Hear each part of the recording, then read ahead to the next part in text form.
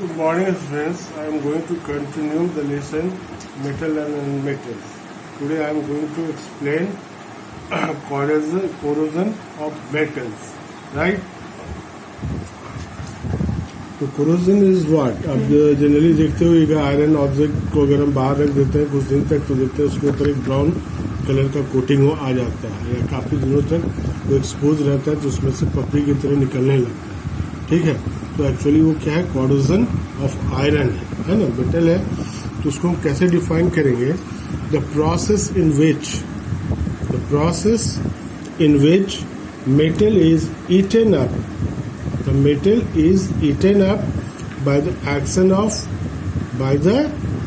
Of air, moisture और a chemical.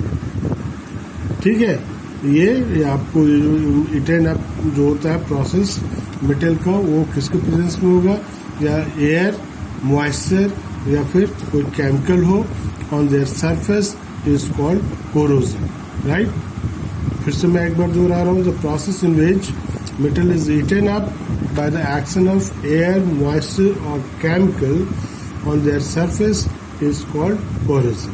इस तरह से मेटल जो है, कोई भी मेटल जिसके ऊपर जिसमें कोरोजन लग गया है वो धीरे धीरे कमजोर होता चला जाता है. ठीक है, कई सारे हैं जिसमें आयरन है, कॉपर है, सिल्वर है, एटसेट्रा, ये सब क्लोराइड होते रहते हैं. अब रस्टिंग ऑफ आयरन की बात करते हैं. तो आपने जो अभी बताया आपको कि उसके ऊपर आयरन ऑब्जेक्ट के ऊपर जो ब्राउन कोटिंग आ जाता है, तो brown coating is form over an iron object. Brown coating is form over an iron object when it is exposed to damp air. Air क्या है? एयर है, एयर में ऑक्सीजन है और मॉइस्चर भी है, इसलिए उसको डैम्प एयर कहा गया है. For a considerable period of time, काफी समय तक अगर उसको हम छोड़ दें हवा में जिसमें मॉइस्चर और ऑक्सीजन दोनों की उपस्थिति है, तो एक ब्राउन कोटिंग उसके ऊपर फॉर्म कर जाता है ना. हाथ से उसको लगाएंगे तो हाथ में लग जाएगा. ठीक है, तो इसी को कहते हैं rusting of iron. The brown coating is formed when iron is exposed to damp air for a considerable period of time. This is called rusting of iron. और जो कोटिंग फॉर्म करता है उसको रस्ट कहते हैं. ठीक है, ये स्लो प्रोसेस है, ये नहीं कि अभी किया अभी हो गया. ये स्लो प्रोसेस है, कुछ समय लगता है इसमें. रस्टिंग के लिए दो कंडीशन का होना जरूरी है. एक है presence of moisture, that is the water, and oxygen जो कि हवा में ऑलरेडी उपस्थित होता है. ठीक है, तो आप देखिए आयरन का कोरोजन कैसे होता है. आयरन कंबाइंस विथ ऑक्सीजन जो एयर में है, कंबाइंस करता है, उसके साथ जुड़ता है in the presence of moisture. किसके उपस्थिति में? मॉइस्चर, मतलब जो वाटर के जो वेपर्स मौजूद होते हैं एयर में, उसके साथ ऑक्सीजन एंड मॉइस्चर के साथ.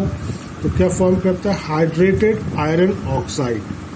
उसका केमिकल नेम है रस्ट का, हाइड्रेटेड आयरन ऑक्साइड. ठीक है, that is called the rust. यहाँ पर मैं केमिकल इक्वेशन भी डाला है. 4Fe, 4 molecule of Fe combined with 3 molecule of oxygen and X molecule of H2O. क्योंकि ये निश्चित नहीं होता है कितना मॉलिक्यूल वाटर का होगा, तो यहाँ बनेगा आपको रस्ट. जिसका केमिकल फार्मूला है 2Fe2O3 dot X molecule of H2O. इसके कारण से ही हाइड्रेटेड हो जाता है. ये आयरन ऑक्साइड है, Fe2O3 आयरन ऑक्साइड है, लेकिन इसमें जो वाटर क्रिस्टलाइजेशन जो जुड़ा हुआ है, इसके कारण से इसको हाइड्रेटेड आयरन ऑक्साइड कहते हैं. ठीक है, एक आयरन का हो गया. अब देखिए कॉपर के साथ क्या होता है. जनरली हमारे आपके घर में पूजा का जो लोटा वगैरह होता है वो कॉपर का बना होता है. तो सुबह में क्या होता है, तो बढ़िया से हम लोग मांज देते हैं तो चमकने लगता है, लेकिन 2-4-5 घंटे के बाद देखते हैं फिर से वो डल हो जाता है ना. ऐसा क्यों होता है? ऐसा इसलिए होता है कि वो उस पर रस्ट का फॉर्मेशन होता है. तो when copper object remains in damp air, जब उसको खुले हवा में छोड़ते हैं लंबे समय के लिए, it reacts with carbon dioxide. तो वो एटमॉस्फेयर में या इन्वायरमेंट में जो कार्बन डाइऑक्साइड है उसके साथ वो कंबाइन करता है, कार्बन डाइऑक्साइड और वाटर जो एयर में है, और क्या बनाता है? Green coating of copper hydroxide का बनाता है, जो बर्तन जो कोई भी है उसके ऊपर आ जाता है, जिसके कारण से copper hydroxide and copper carbonate का फॉर्मेशन होता है, जिसके कारण से कॉपर ऑब्जेक्ट जो होता है लूजेज इट्स साइन, जिसके कारण से कॉपर ऑब्जेक्ट जो है अपना चमक जो है लूज कर जाता है। इसका देख लीजिए chemical equation, copper plus O2 plus CO2 plus H2O, ये सभी आपको मॉइस्ट एयर में होते हैं। तो ये क्या बनाता है, copper hydroxide CuOH2 plus copper carbonate CuCO3। ठीक है, तो कॉपर हाइड्रोक्साइड जो इसी का ग्रीन कोटिंग होता है। अब तीसरा एग्जांपल देखिए, वह सिल्वर ऑब्जेक्ट, अच्छा सिल्वर का जो हम लोग यूज करते हैं, जैसे घर में महिलाएं सब वो पायल वगैरह पहनती हैं, तो कुछ दिन के बाद जो होता है, 1 महीना 1.5 महीना के बाद वो उसका चमक जो होता है काफी डल हो जाता है, ब्लैकिश टाइप का हो जाता है ना। फिर उसको अच्छे से साफ करते हैं तो फिर चमक लौट जाता है। तो when silver object are exposed in air, it react with hydrogen sulphide, है ना, एक गैस है हाइड्रोजन सल्फाइड गैस। इसका गंध जो होता है सड़े हुए अंडे की तरह होता है। ठीक है, हाइड्रोजन सल्फाइड, इसका केमिकल फॉर्मूला H2S, जो एटमॉस्फेयर में इन्वायरमेंट में रहता है, उसके साथ ये सिल्वर का जो सरफेस है सिल्वर ऑब्जेक्ट का, उसके साथ रिएक्ट करता है तो form thin layer of silver sulphide, और एक थीन लेयर जो है वो जो आयरन के ऑब्जेक्ट, सिल्वर के जो ऑब्जेक्ट है उसके ऊपर वो फॉर्म करता है, और इसके कारण से silver object loses its shine, silver object अपना साइन लूज करता है और टर्न्स ब्लैकिश, और ब्लैकिश में कन्वर्ट हो जाता है। यहाँ इसका केमिकल जो इक्वेशन है वो दिया है 2Ag plus H2S hydrogen sulphide, और ये दोनों कंबाइन करते हैं तो बनाता है Ag2S, है ना, सिल्वर सल्फाइड और हाइड्रोजन गैस रिलीज होता है साथ। ठीक है, तो यहाँ S जो सिंबल दिया हुआ है ये सॉलिड के लिए है, और G का जो सिंबल है वो गैस के लिए। ठीक है, अब देखिए, corrosion of metals like steel causes major financial and economical losses to the country। जो मेटल का जो कोरिजन होता है, खास करके स्टील का बहुत ज़्यादा यूज होता है ब्रिज बनाने में, बहुत सारे मशीनरी पार्ट्स बनाने में। अगर ये कोराइड हो जाएंगे तो जल्दी खराब हो जाएंगे, टूट जाएंगे। ठीक है, तो इसके कारण से इसमें काफ़ी मेटल के एक्सट्रैक्शन में काफ़ी पैसा खर्चा होता है। हमारे जो नेचुरल रिसोर्स है, ओर्स है, उसका यूज होता है, तो कहीं ना कहीं हमारे कंट्री के इकोनॉमिक पर काफ़ी असर करता है। तो it also leads to accidents, इसके कारण से एक्सीडेंट्स भी हो सकते हैं। जैसे एक ब्रिज कैन कोलैप्स, एक जो पुल है वो टूट सकता है। कैसे? ड्यू टू कोरोजन के कारण से। उसमें देखते हैं आयरन का यूज होता है, अगर आयरन क्लोराइड हो गया तो पुल कमजोर हो जाएगा और वो टूट सकता है। It also leads to the break down of machinery parts, और इसके कारण से हमारे अगर मशीनरी पार्ट्स कोरोड हो गए जिसके कारण से वो कमजोर हो जाएगा और वो क्या होगा, टूट सकता है, जल्दी खराब हो सकता है। ठीक है, तो इसलिए therefore it is necessary to protect metals from corrosion, इसलिए जरूरी है हम मेटल को कोराउड होने से बचाएं। तो कुछ मेजर्स हैं यहाँ पर जो मैं आपको यहाँ दे रहा हूँ। कोरोजन ऑफ मेटल्स, जो मेटल का जो कोरोजन है, फॉलोइंग वेज से हम उसको खत्म कर सकते हैं या कम कर सकते हैं। पहला है बाय अप्लाइंग ऑयल और ग्रीस। तो मेन है मेटल का कांटेक्ट जो है जिसके साथ वो रिएक्ट करता है, उसको मेन प्रिंसिपल जो है उस मेटल को प्रिवेंट करने का वो है उसका कांटेक्ट जो है एयर से, डैम्प एयर से उसका कनेक्शन खत्म कर दे। तो पहला है कि जो आयरन ऑब्जेक्ट है उसके ऊपर ऑयल या ग्रीस लगा दे, तो आयरन ऑब्जेक्ट और एयर के बीच में क्या आ गया, ऑयल और ग्रीस आ गया, जिसके कारण से जो मेटल है उसका कांटेक्ट एयर और मॉइस्चर से हट गया, टूट गया, जिसके कारण से उसमें कोरोजन नहीं होगा। पहला है। दूसरा है गैल्वेनाइजिंग। अब जो मेटल को क्या है, ये एक ऐसा प्रोसेस है, it is the process of depositing a thin layer of zinc. Galvanisation is the process of depositing a thin layer of zinc over iron object. Iron object के ऊपर क्या करते हैं, जिंक का एक लेयर चढ़ा देते हैं, है ना, डिपॉजिट कर देते हैं। ठीक है, जिसके कारण से मेन आयरन का कांटेक्ट जो है डैम्प एयर से खत्म हो जाता है और उसके ऊपर उस पर रस्ट नहीं लगता, जिसके कारण से वो लंबे समय तक हम सुरक्षित रहता है। तो galvanised iron does not rust. और ये गैल्वनाइज्ड आयरन जो भी है, इवन कि स्क्रैच भी लग जाता है तो भी उस पर रस्ट नहीं आता है। ठीक है। तीसरा है electroplating. It is the process use to deposit metallic layer, है ना। तो ये गैल्वनाइजेशन जैसा ही है, लेकिन इस पर यहाँ पर गैल्वनाइजेशन में जिंक का यूज करते हैं, इसमें कुछ दूसरे मेटल का यूज करते हैं। जो आयरन ऑब्जेक्ट है उसके ऊपर हम एक मेटालिक डिपॉजिट करते हैं, इसलिए उसका कांटेक्ट जो है डैम्प एयर से खत्म हो जाए। जैसे कि क्रोमियम का यूज करते हैं इलेक्ट्रोप्लेटिंग में।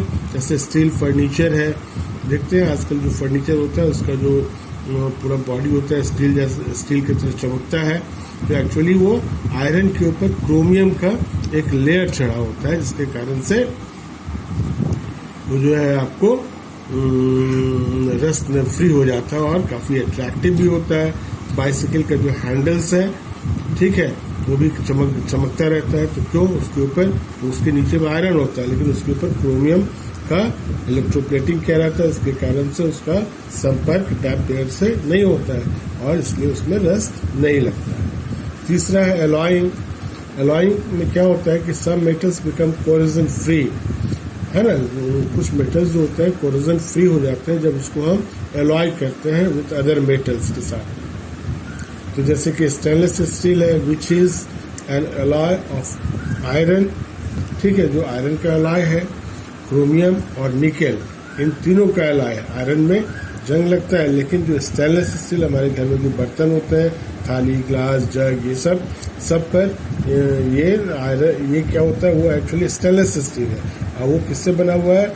आयरन, क्रोमियम और निकेल के कैलकुलेटेड अमाउंट में इन सबको मिलाकर मॉल्टन स्टेट में मिलाते हैं, तो फिर हमको जो फिर मिलता है उसको स्टेनलेस स्टील कहते हैं और ये बिल्कुल रस्ट फ्री होता है। आप देखते हैं कभी भी घर में जो यूज होने वाले प्लेट है, ग्लास है, जग है, कभी भी उसमें रस्ट नहीं लगता है और न ही उस पर कोई केमिकल का असर होता है। ठीक है।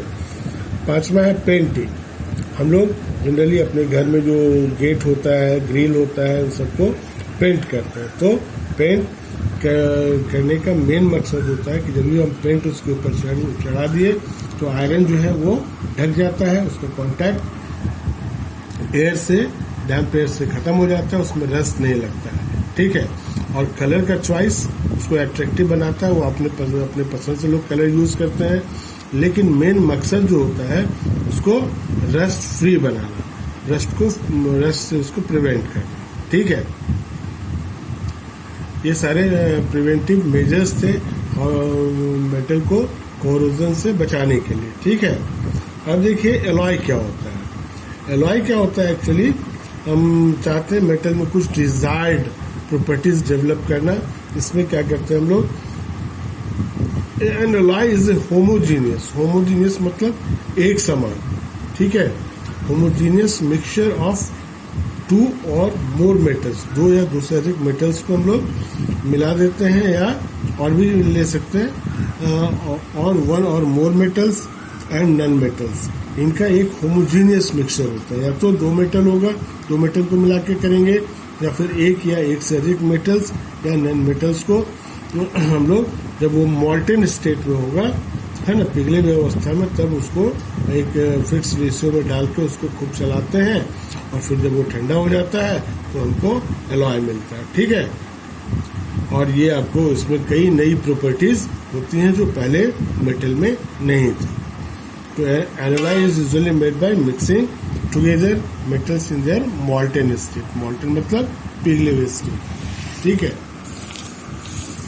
और एलॉय बनाने के पीछे कुछ कारण है, वो है alloying can be use to increase hardness of metals, है ना। मेटल में हार्डनेस पैदा करने के लिए भी एलॉय करते हैं, क्योंकि कुछ मेटल्स जो होते हैं सॉफ्ट होते हैं, कुछ हार्ड होते हैं। तो अगर हम मेटल को हार्ड बनाना चाहते हैं तो हम लोग क्या करते हैं, उसका एलॉय बनाते हैं। दूसरा है alloying is use to make metals more resistant to attack by chemicals. कुछ मेटल्स पर केमिकल का असर होता है, लेकिन जब हम उसका एलॉय बनाते हैं दूसरे मेटल के साथ तो वो केमिकल रेसिस्टेंट हो जाता है, मतलब उसके ऊपर केमिकल का कोई असर नहीं होता है और फिर कोरोजन का भी असर नहीं होता उसमें, मतलब वो जो एलॉय है वो कोरोड नहीं होता है। ठीक है। तीसरा है Alloying is also used to change the properties of metals. Alloying, हम जो मेटल है उसके प्रॉपर्टीज को चेंज करने के लिए भी हम लोग एलॉय बनाते हैं उसका, ठीक है। जैसे solder is an alloy made up by mixing tin and lead. Solder एक एलॉय है जो आपको टिन और लीड के मिक्सिंग, ये दोनों लीड और जो टिन है दोनों मेटल है, दोनों को पिघली अवस्था में मिलाते हैं तो उसका क्या होता है, मेल्टिंग पॉइंट कम हो जाता है, ठीक है। Thus it is used for joining electrical wires, या फिर आप जो देखते हैं ग्रिल वगैरह बनाने में जो चश्मा पहन के जो शोल्डर से उसको दो ठो आयरन ऑब्जेक्ट को जोड़ता है, दो आयरन पीसेस को, तो वहाँ पर इसका यूज होता है, ठीक है। और कुछ एलॉय है जो आप देख सकते हैं, आपको बुक में भी दिया हुआ है ना, उसको आप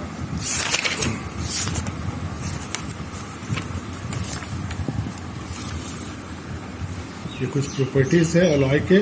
जैसे ब्रास है तो ये आपको कॉपर और जिंक को मिलाने से बना हुआ है, इसका प्रॉपर्टीज है। ये मेलेबल भी है, रेसिस्टेंट टू कोरिजन है, मतलब मेलेबल भी है और कोरिजन इसमें नहीं लगता है और काफी स्ट्रांग होता है।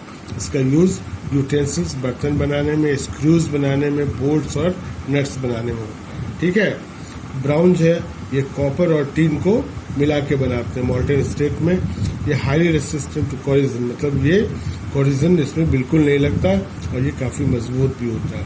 इसका यूज हम लोग मेकिंग कॉइन्स बनाने में, स्टैचूज, मूर्तियां बनाने में, मेडल्स बनाने में करते हैं।